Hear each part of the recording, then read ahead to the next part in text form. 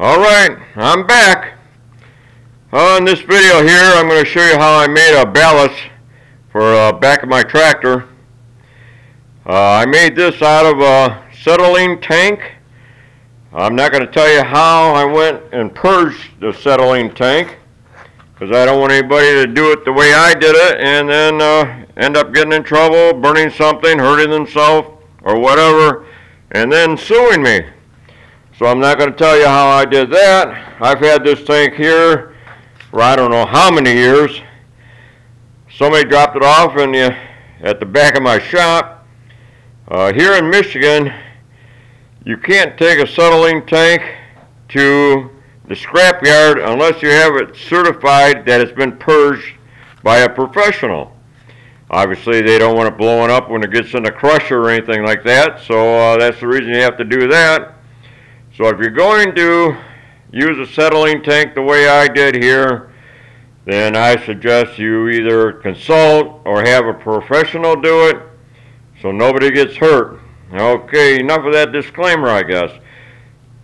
I looked at a lot of ballast boxes, ballast containers, and there's a lot of good ones. A lot of people add sand, or well, they start off with a square one that runs up this way here, or the 55-gallon drum, they load that up on the back with sand, rocks, whatever they can put in it.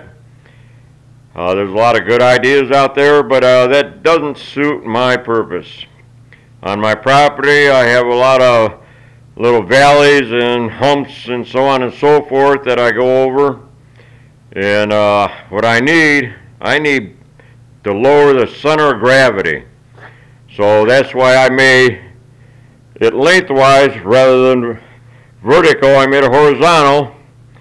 That way there I can change the center of gravity by either raising or lowering it. And if I get in trouble, I can just drop it on the back and it's going to sit on the ground and hopefully save me from tipping over. Dimensions: it's 9 inches in diameter. It's 45 inches long. This here is 3/4 inch steel. It's cold roll. I have 2 of them, one on either side here. And then in the center here, that's where my 3-point hitch up on top to keep it from rolling back and forth. Okay, let's see, what else do I need to talk about? Oh, the rod here.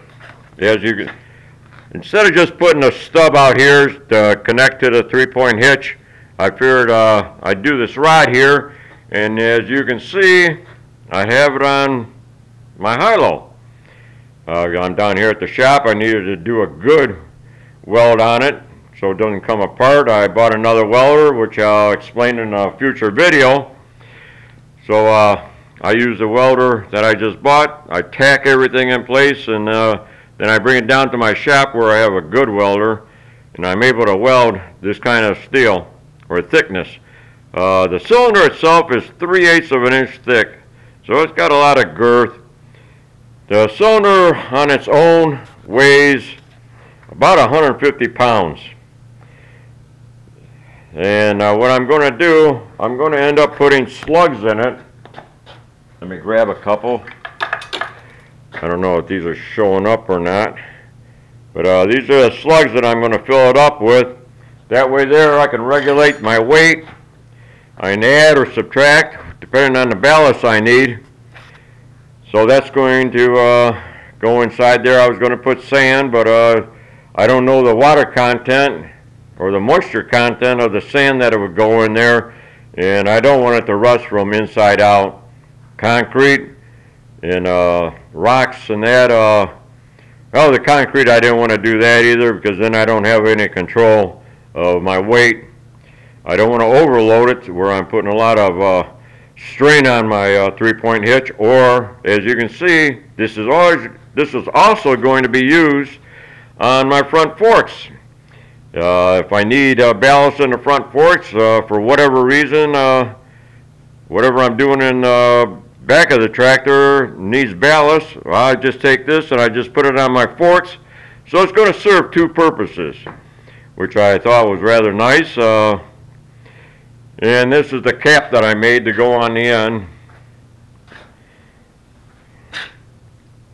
Oh, that's gonna sit on the other end there. I know this is, I'm not getting very good video on it, but that's the way it is with me. It's more about content than my ability to film. Okay, I think that's going to be about it until I get up to my property again. We got a real nice day, and I managed to get up there, take dimensions, figure it all out and that. And like I said earlier, I tacked everything with my new welder and brought it down here so I could finish the job. So my next video will be on the tractor, and I can show you what I've done, although I imagine you can probably guess how it works by now. So I think I'm going to wrap it up here and call it a day. So as always, my videos are free. Thank you for watching.